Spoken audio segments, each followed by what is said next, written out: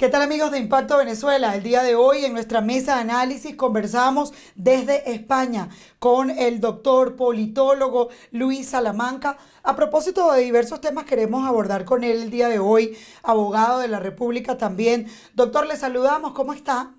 Hola Carla, buenas tardes, ¿cómo te va? Pues muy bien, muy preocupados por el tema venezolano, tomando en cuenta que se quieren gastar nada más y nada menos que 65 millones de dólares en las elecciones parlamentarias planificadas para el 6 de diciembre, pero también hemos visto cómo los médicos venezolanos piden nada más y nada menos que tener tapabocas o los trajes de bioseguridad. Entonces, ¿cómo evaluamos que Nicolás Maduro esté planeando este gasto en plena pandemia, doctor? Bueno Carla, no es nada nuevo esa priorización del uso de los recursos venezolanos por parte de los dos gobiernos que hemos tenido en este siglo. Chávez y Maduro han gastado el dinero venezolano y bueno, ya hemos votado una fortuna y el país está empobrecido, sin obras nuevas, totalmente descalabrado. No me sorprende que, digamos, sus prioridades en el gasto no sean las prioridades de la sociedad venezolana. Y en el caso particular de estas elecciones, obviamente se trata de hacer unas elecciones aprovechando el contexto pandémico y aprovechando la otra pandemia política que tiene la oposición venezolana de dispersión, de división programática, de desunión organizativa, para obtener un resultado, digamos, apabullante, pues, ¿no? Es decir, Maduro ha calculado muy bien cómo hacer estas elecciones. Inicialmente hay que recordar que él no quería hacer estas elecciones este año por el tema de la pandemia, pero luego se dio cuenta que era el mejor escenario para derrotar a la oposición. Si tú sumas el hecho de que la gente le tiene miedo a la pandemia, con la desorganización de la oposición y que no haya una oferta opositora realmente significativa, la abstención va a ser elevadísima. Y en contexto de una abstención elevadísima, aquella minoría que esté mejor organizada, y en ese sentido el PSV, que no es un partido, sino que es el Estado, es el gobierno partido, Sí, bueno, tiene todas las ventajas para movilizar a la poca gente que va a ir. Mientras claro. que por el lado de la oposición, los pequeños grupos que están tratando de capitalizar estas elecciones no van a tener posibilidad ninguna. A eso agrégale la manipulación del sistema electoral nuevamente por parte del gobierno, que se está cuidando las espaldas para no perder los muebles, porque recuerda que en el 2015 perdieron casi hasta los muebles. Entonces, digamos, y la única vía que les resultó para salvar los muebles fue la representación proporcional. Entonces, en esta oportunidad han manipulado de tal manera, han creado una nueva circunscripción que no existe, desde el punto de vista legal no existe, la llamada circunscripción nacional. Las elecciones parlamentarias se hacen por estado y luego por circunscripciones nominales. Entonces, de ahí salen los diputados. Y la verdad es que el número de 270 y pico de diputados no se 277. corresponde, Ujú. 277 no se corresponde con el crecimiento poblacional, porque además, desde el punto de vista real, la población venezolana ha decrecido Sí, por la claro. inmigración. Por la migración, sí. Entonces, es realmente una cosa asombrosa que Maduro, bueno, ya nos tiene acostumbrados a hacer estas elecciones tipo Maduro, ya desde el año 2017 con la constituyente, luego el 2018 con las presidenciales del 20 de mayo, y así, ¿no? Son elecciones realmente donde no hay competencia, donde no hay libertad, donde lo que se busca es simplemente una mampara, una fachada, para tratar de transmitir al mundo que no les cree que allí hay una. Claro. Doctor, a mí me gustaría aprovechar de alguna manera su experiencia para que le cuente al país cómo sería este proceso electoral. Así vayan pocas personas a votar, de cualquier modo, la jugada política, la trampa electoral ya está montada por este tema de las circunscripciones. Entonces es importante que la gente sepa a qué se enfrenta en el próximo tiempo con estas elecciones que ya de alguna manera pareciera que está cantada, es decir, ya la va a ganar el PSUV. Bueno, pero fíjate que no hace falta ni siquiera que hagan trampa. De hecho, digamos, manipular el sistema electoral es una trampa. Eso, digamos, internacionalmente se consideran condiciones fraudulentas, porque tú con eso tratas de torcer la voluntad popular y hacer que se corresponda con tu interés. Pero básicamente, ¿qué es lo que hace el gobierno? El gobierno calcula, no va a participar la oposición mayoritaria, porque ya Guaidó ha dicho que no va a participar, cosa que para mí es un error, y después podemos hablar de eso. Van a participar solo pequeños grupitos que no tienen ninguna representatividad en el país, todo esto que llaman la mesita de diálogo. Hay una situación pandémica y la gente tiene terror del contacto físico, y además hay una gran depresión nacional por la situación catastrófica que vive el país. O sea, la gente, de hecho, algunas encuestadoras ya están mostrando, por ejemplo, Data Analysis muestra que solo el 9% asistiría, lo que te indica que estamos hablando de una abstención realmente increíble, ¿no? Y a pesar de ese 9%, de igual manera, ¿tendría digamos, el éxito, el triunfo, el Partido Socialista?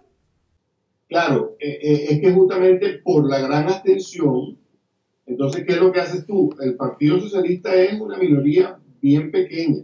Si la elección fuera con toda la oposición mayoritaria reconocida con sus partidos legalmente reconocidos, si la elección fuera democrática, Maduro sacaría una paliza del Padre Señor Nuestro, o sea, quedaría borrado del mapa el PSUV.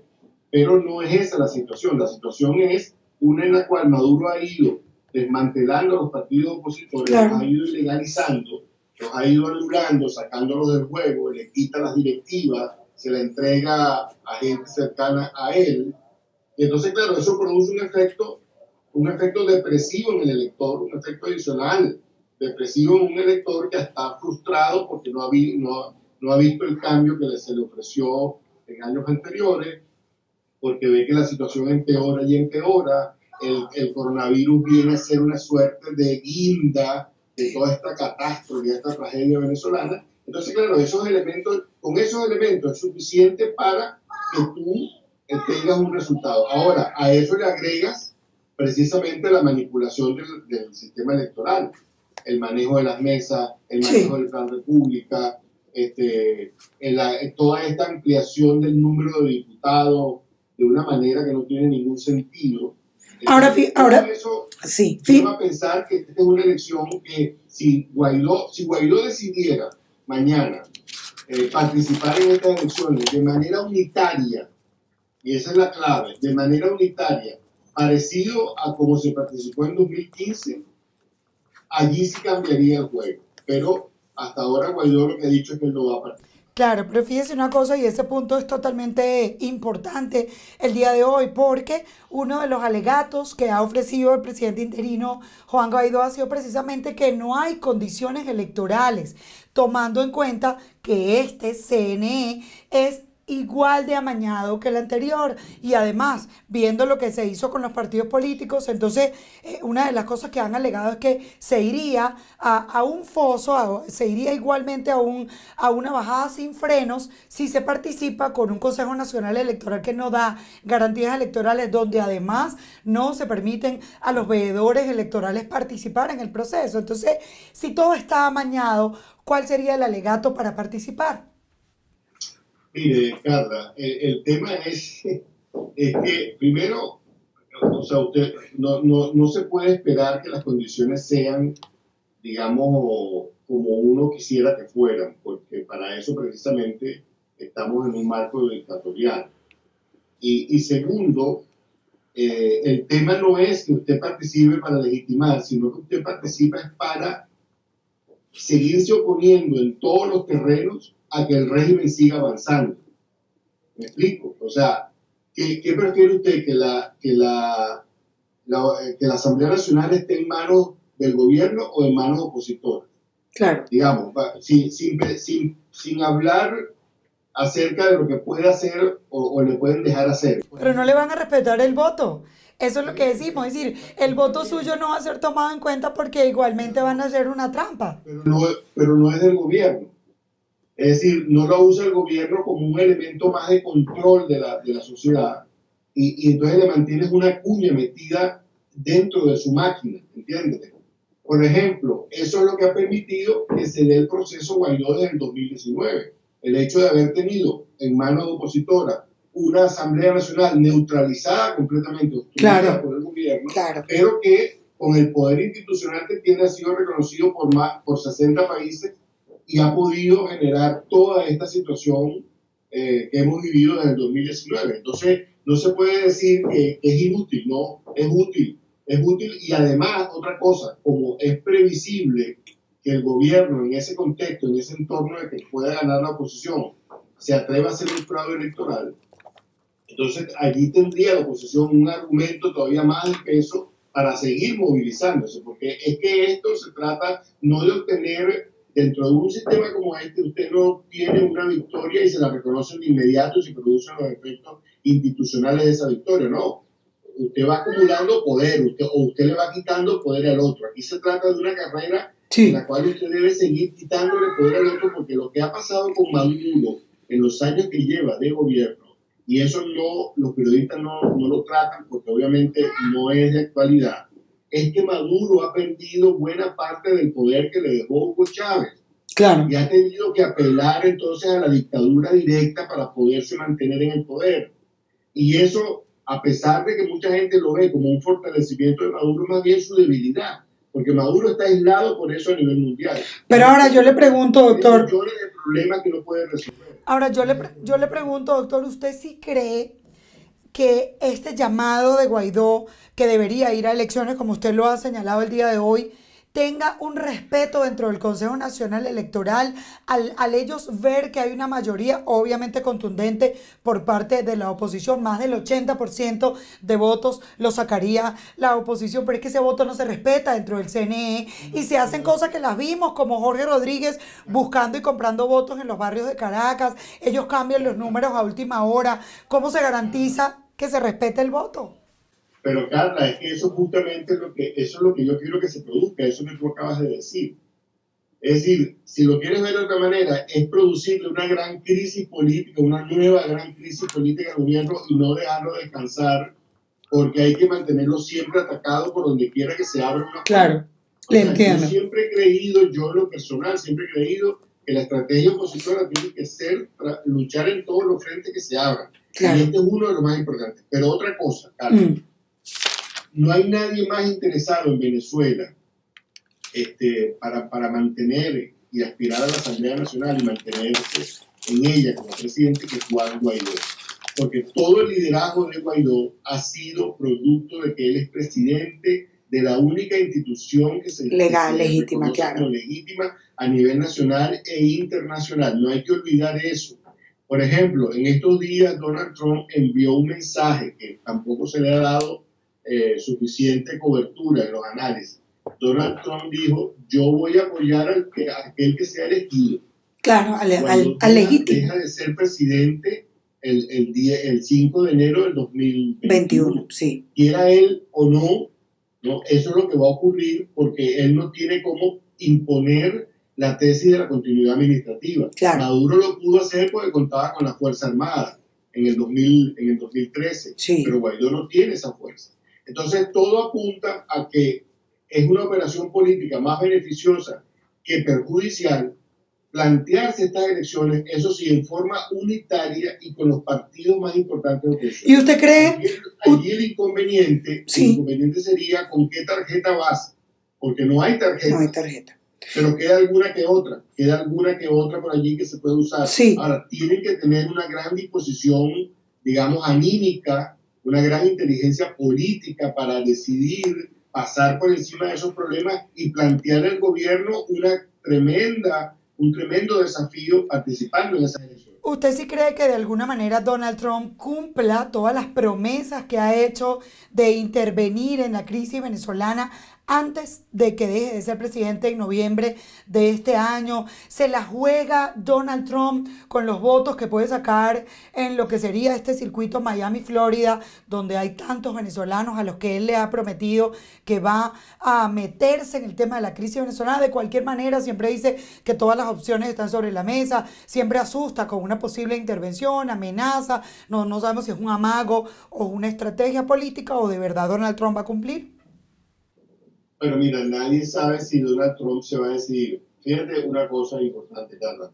Este tema de las intervenciones internacionales tienen dos facetas, dos grandes aspectos. Una, la intervención propiamente, que es la acción de entrar en un país. Esa quizás es, digamos, la que menos debate genera, ¿no? Porque la otra, que es la de la amenaza de hacerlo, es la que más discusión plantea y nos ha tenido durante todo este tiempo. Entonces, ¿qué es lo que ha hecho Donald Trump? A mi juicio, utilizar ese expediente de la intervención internacional en el plano de la amenaza para ver si producía efectos en el gobierno de Maduro. Lo que no calculó Trump es que el chavismo ha aprendido a resistir en el poder. El chavismo ha aprendido a trincherarse en el poder y lo que han planteado es, bueno, si ustedes quieren que yo salga, tienen que sacarme.